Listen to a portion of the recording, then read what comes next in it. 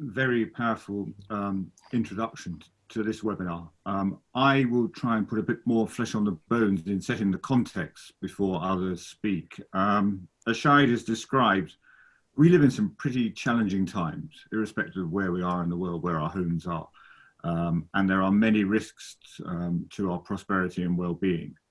Different communities are affected differently. The degree of impact varies. It's perhaps less so in the developed world than, as you heard from Shahid, in Kenya and elsewhere in the developing world. But the reality is that we live in a joined up world, and we're all affected by what's going on all over the world. So therefore, the onus is on all of us to be engaged in trying to address some of these challenges we face. Some of the challenges are perhaps traditional security ones, but others have non-military origins. And there are many descriptions you can apply to them. Grand challenges, global challenges, the Sustainable Development Goals were introduced in 2015 to replace the Millennium Development Goals. It doesn't really matter what you call them. It's all about the same subject. It's all the subject Shahid was talking about and John was earlier in his introduction. Health, education, well-being, good governance, equality, addressing poverty, ensuring sustainable food supplies, peace and justice, the list goes on. And many of them are transnational in nature.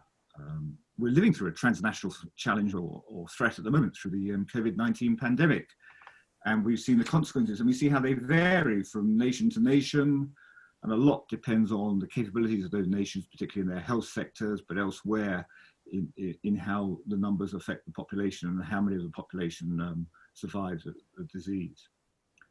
There's another issue that, and probably the one that's going to present the greatest challenges this century as a transnational one, and that is the impact of a changing climate. Not least because it impacts on and accentuates many of the other challenges that we face, including those relating to health, livelihood, our homes, the availability of key resources, food, water, and land. But also, and Shahid touched on it, the impact of a changing climate and the second and third order consequences. What happens to people when they lose their land or their livelihood? Do they move, or they attract population? Are they susceptible to being recruited by non-state actors and violent extremist organizations as they seek a livelihood and an ability to look after their families? All of that can contribute to the risk posed to geopolitical stability. Shahid mentioned Syria. That's an example where the movement of populations from rural areas to urban areas added to the challenges. We're seeing it now in the Sahel as extreme weather events are damaging crop yields. We saw it in the Arab Spring when the failed wheat harvest in Russia, along with poor harvests in Australia and Canada, pushed the price of wheat up, which increased the price of bread, which is one of the contributing factors in the rioting in the markets in Tunisia. We all need to act to address these challenges, and finding solutions will require both transnational and trans-institutional action if we're to be successful. It will also require activity at the regional and the local level, because we need to have a common understanding of what the problem is, a shared knowledge of the solutions, what works, where. It won't always be the same around the world. Importantly, we need a narrative of why we need to act and the benefits if we act, and the fact that we understand that it is one that all of us have to address around the world, wherever we live. And we need to do that in partnerships, including local communities, if we're going to help deliver the solutions. And some of those partnerships will not be the traditional ones. They will bring in new partners who've not worked before together, and we will need to understand how to work together. And importantly, all of it will need to be done in some form of appropriate governance.